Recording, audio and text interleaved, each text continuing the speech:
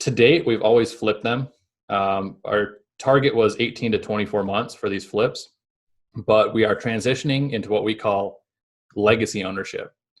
We want to look at these deals by a little bit newer deals instead of the 1960s and 70s. I want to start looking at 1980 and 1990 and do 10 to 30 year pro formas to see how these deals would look, holding them long term. The reason for that is all of these people I know that are much, much older than I am that have had successful careers, whether they've worked in real estate their whole life or had another business and then put their profits in real estate. The people that have the most stability and wealth have held. As an operator, I know other investors are romanticizing multifamily investing, and I'm looking to learn from other investors' mistakes. I know you are too, and you found the right place. Welcome to Myers Methods Presents Multifamily Missteps.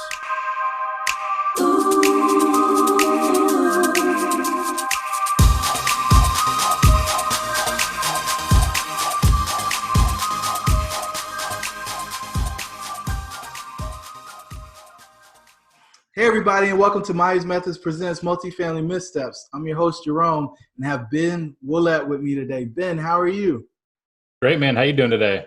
Man, I'm so excited to hear from you guys. You're down in Arizona, right? Yeah, we are.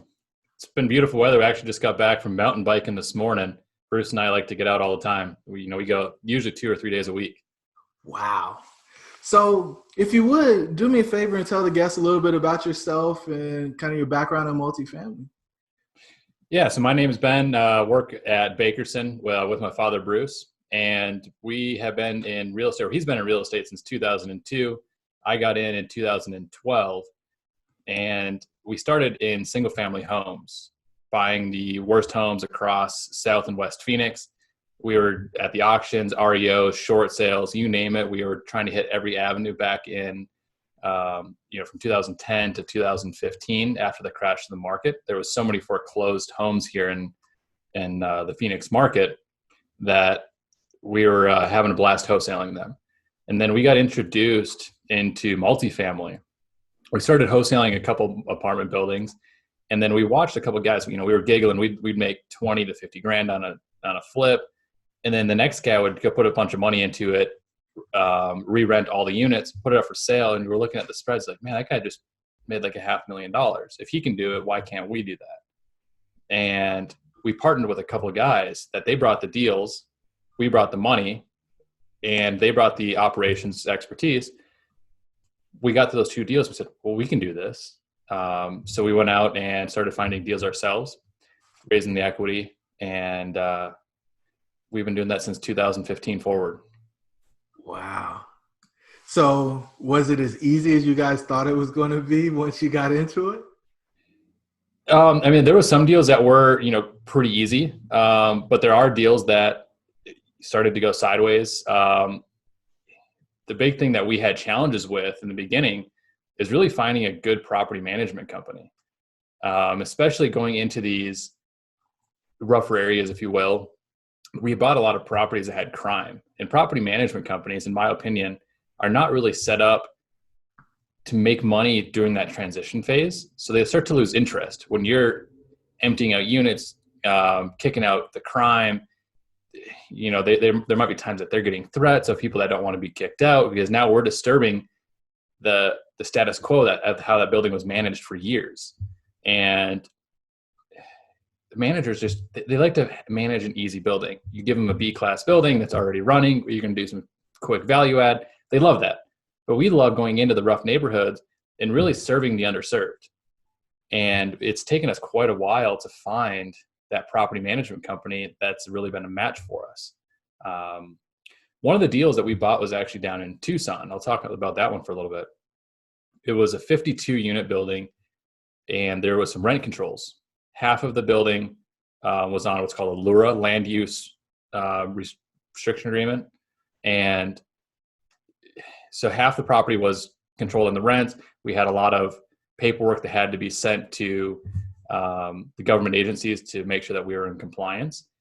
But the first management company we hired, they didn't really know that C+ class building very well. We'd go in, we're not doing full rehabs. We are doing rehabs, but they're not brand new kitchens, tile flooring by any means. We're going in and doing white walls, vinyl flooring, repaint the cabinets, resurface the countertops, re-rent the units, because the rent in those units was pretty cheap, around $500 to $600 a month. And they were still safe, functional, durable, clean for our core values. They just weren't A-class. And that property manager, they just started vacating all the units. We were down to 50% vacant, and they were not leasing any new units. So that's when we said, hold on, what's going on? I had to fire them, because at 50% vacant, your building cannot cash flow. I don't care what anybody says. No. The owner is now making the debt payment. And we call that the valley of death, because every month you're paying out money, and that manager didn't have a plan of action to fill it back up. They kept saying, well, we need to renovate the units. Like, you have 10 or 15 renovated units, start leasing them. But we did not see eye to eye. How big was the property? 52 units. Okay. So yeah, you can imagine having 26 vacant units. And the challenge was that property did have a lot of crime. The previous management company that was there, what they did is they went and they filled up the properties with people that couldn't rent anywhere else. So a lot of felons, people that were just out of jail, sex offenders, you name it, they were all there.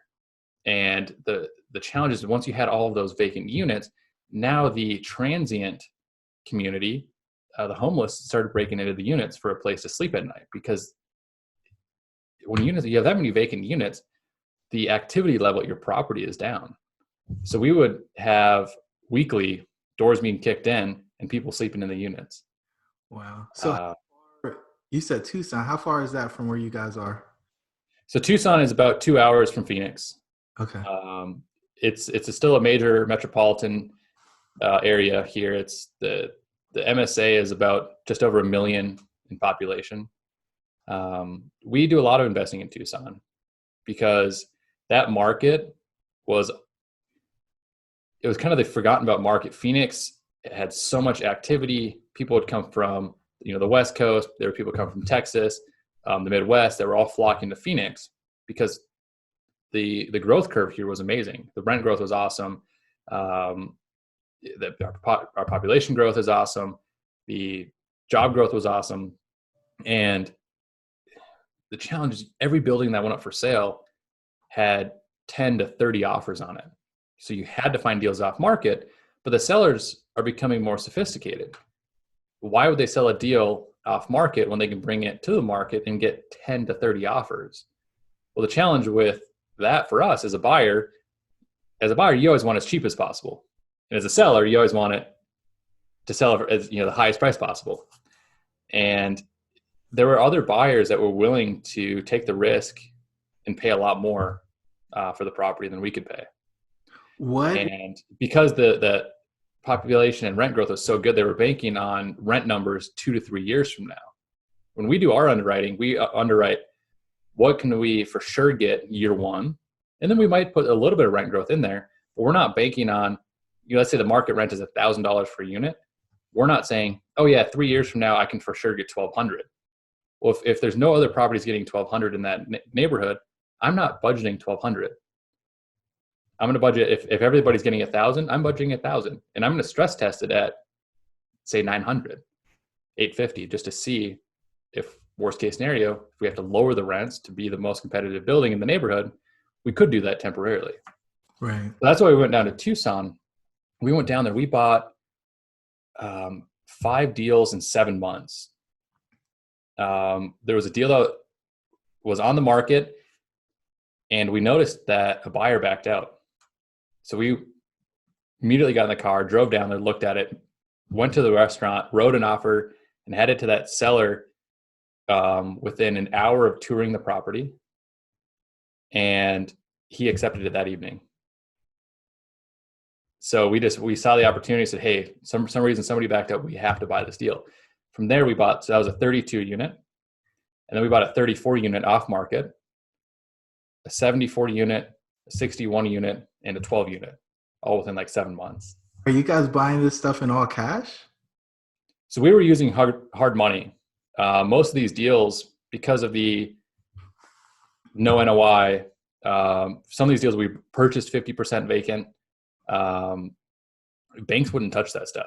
And we're going in and putting anywhere from, 10 to 20,000 per unit in a lot of these buildings. Banks are like, hey, we don't want this. Or if they were to lend money, they were super low on leverage and they wanted personal guarantees and cross-collateralizing and all this crazy stuff. And we said, no, we're buying this deal as a business. Each of these properties are in their own LLC. We have to treat each property as a separate business. So hard money lenders really stepped up, and they would go, even though they're expensive on interest, they would go high on the loan proceeds. And so that way we had to bring in less equity. And we had a couple of guys here in town that we've worked with for years and we still continue to work with because they're willing to sometimes go 80 to 90% of cost. And if you use them short term, it's not that bad, because there were some of these deals we were able to negotiate hundreds of thousands off because we would have no financing contingency in our offer. We would have fast inspection periods, fast closing periods. There was one deal we bought with a 30-day close. Whoa. And we were able to get about 400,000 off from the highest offer because he was already in contract to purchase another building.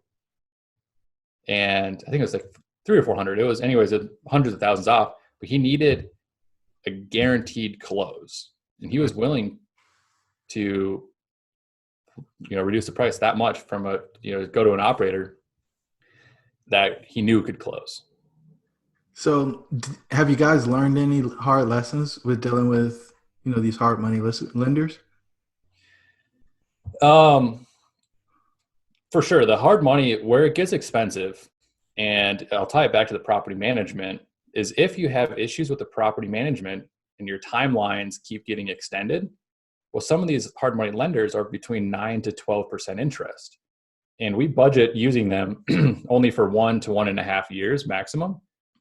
Well, if your property manager is not performing and then you start going to 2 or 3 years using this hard money loan, it gets quite expensive, especially if you have a $2 million and up. A $2 million loan, 12%, that's $240,000 a year for your interest. Well, if you go 3 years with that, you can see it gets quite expensive quickly. No question. And so are you interest only payments? What's that? Are you making interest only payments with these loans? Yes, these are all interest only.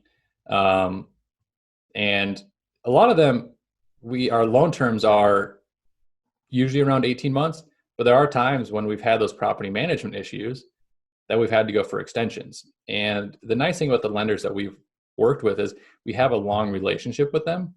So they understand if we go to them, we're on current in all of our payments and we ask for an extension, we always get it if we need it.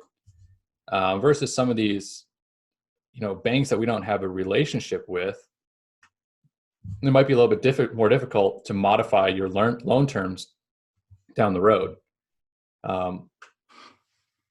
Because with the hard money lenders, what we've done as well is if we get into a property and we realize we can increase the value even more by doing more rehab, we've renegotiated our construction loans with a couple of our lenders. Said, hey, instead of having a $500,000 construction loan, can we up that to say, $800,000 or $1 million? And here's why. And we show that we're able to get higher rent than we had originally projected. I would rather use more leverage within reason than equity, because if we can have that huge value add scalability to the property, it's cheaper to pay a lender 9% than it is equity at 15 to 20%. So that way, if we can continue to maximize leverage, the investors that invest in that deal end up making a higher return. Yeah, I always tell folks, hey, look, if it doesn't matter if you have $100 in a deal or $100,000 in the deal, if you're playing with the equity piece of it, you still control the equity, right? So the more you can control with less money in a deal, the more you boost your cash on cash return. So yeah, there is diminishing returns as well. There's a couple of properties that we've looked at that it actually made sense to have a little bit lower leverage and use a little bit more equity because of the valley of death, where there's a property we've had to vacate. It was a 32 unit. we had to vacate it down to 4 units occupied. So we were essentially 90% vacant during the renovation stage. Well, if you have too high of leverage during those times, you have to raise equity to make the debt payment. And the challenge with that is now, instead of just paying a 12% interest on your loan or 9%, whatever the loan is, we also have to pay a return to that equity. So there's times where it actually makes sense to have more equity in a deal and less loan. So when we run these numbers, we always adjust on our pro forma the loan amounts to see how it affects the return. But most times it makes sense to get a higher leverage loan.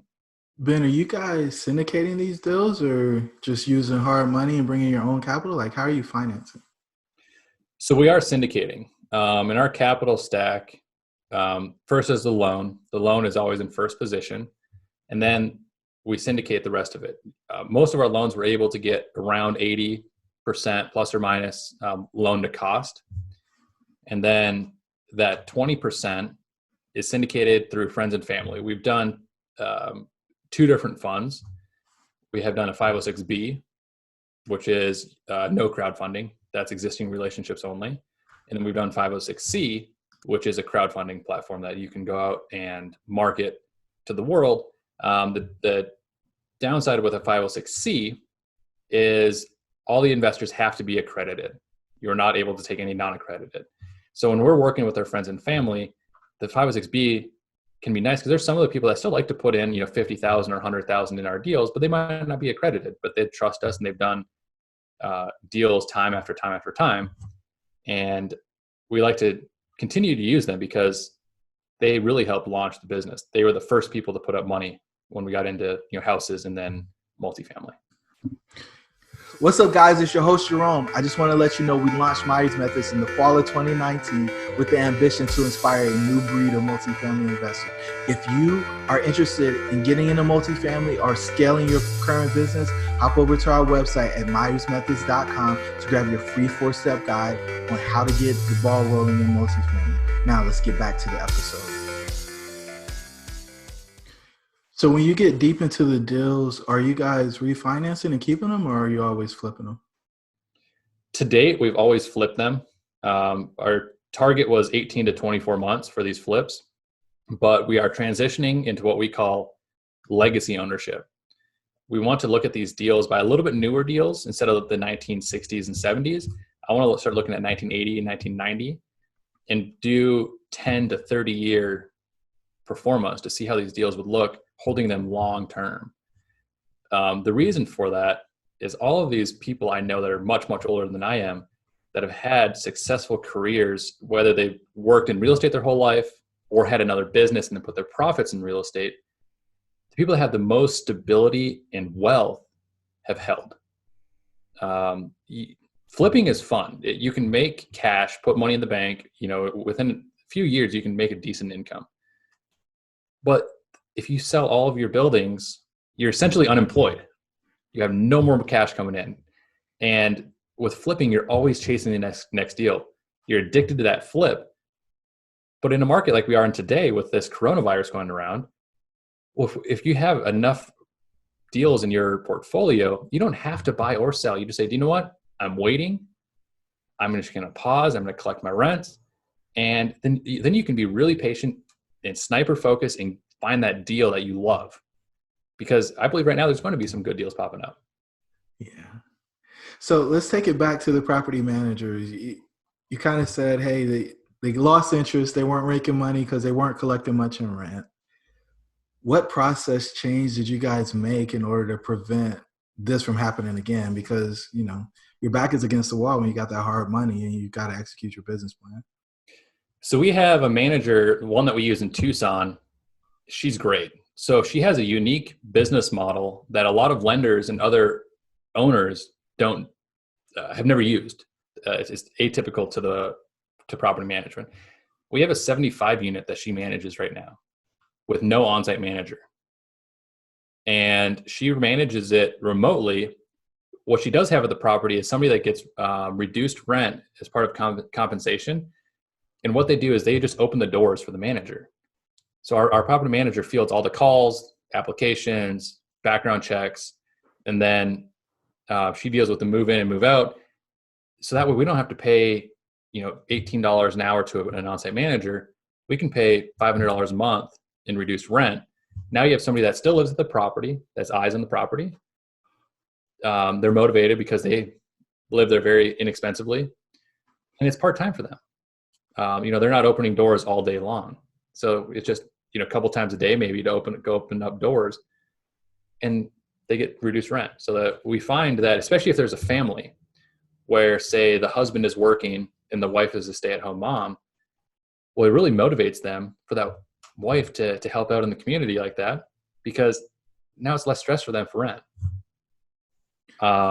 So when we were looking around for management companies, we started calling all the brokers in town, and we were saying, look, on the 52 unit, we're like, look, we need a new manager.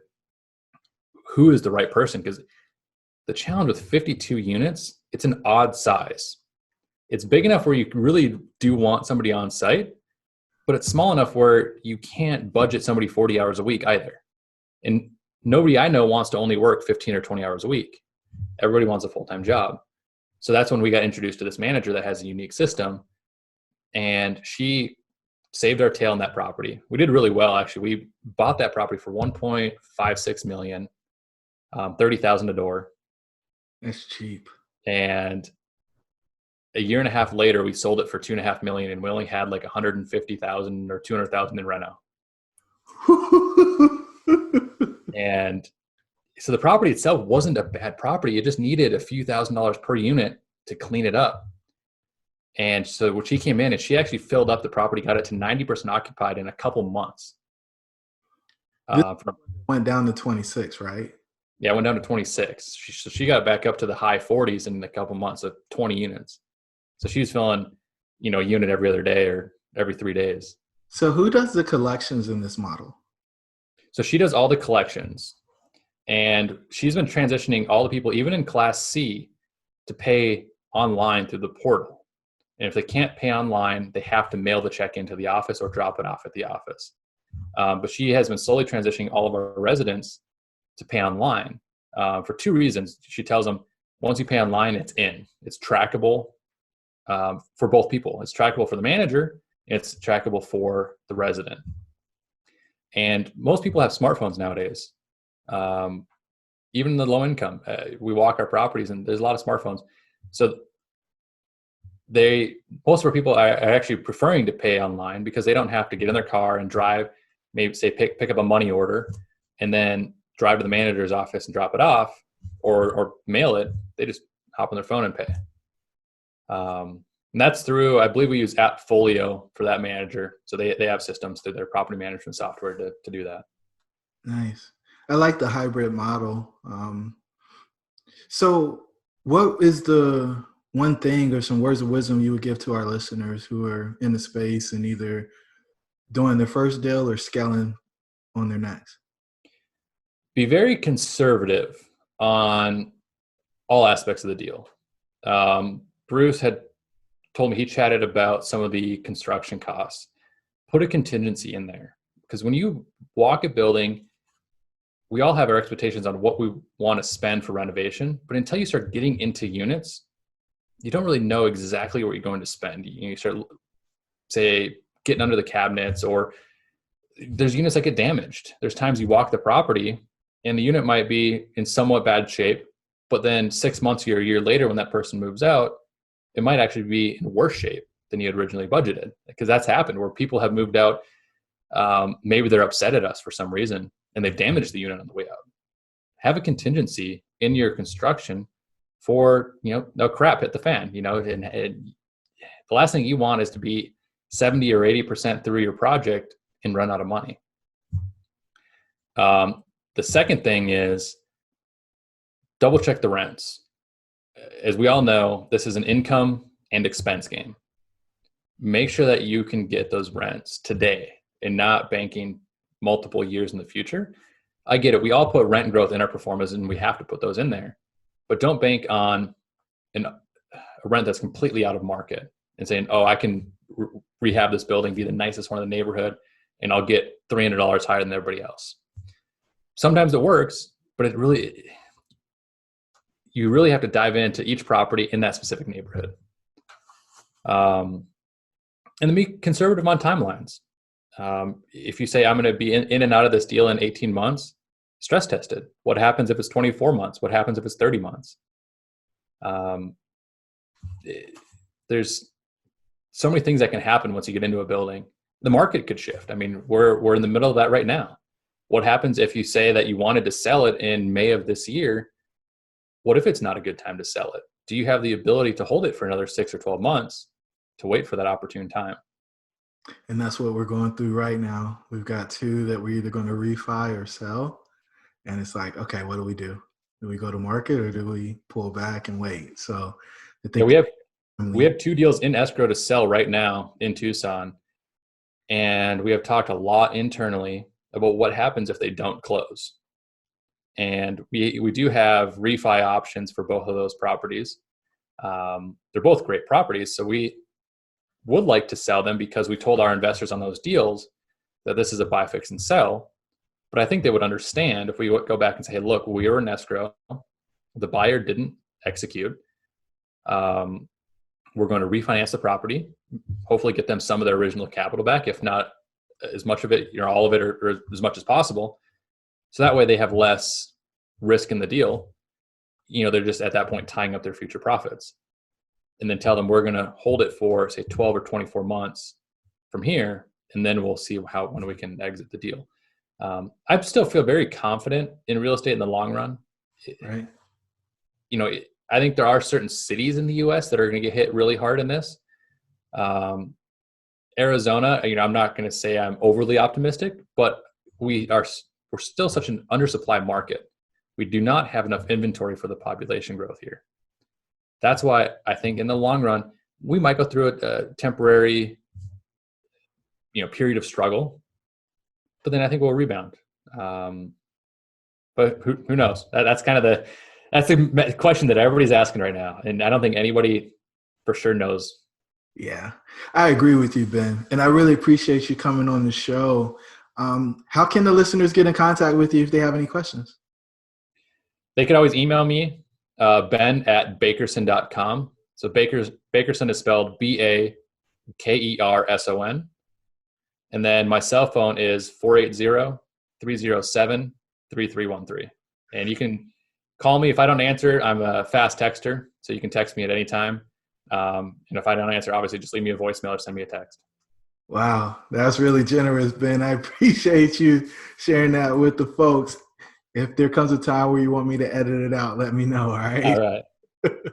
Until the next time, we'll talk to you guys soon. You made it to this juncture, so you really love what we shared on this episode of Myers Methods Presents Multifamily Missteps. Do us a favor. Give us a 5-star rating. Give us a review.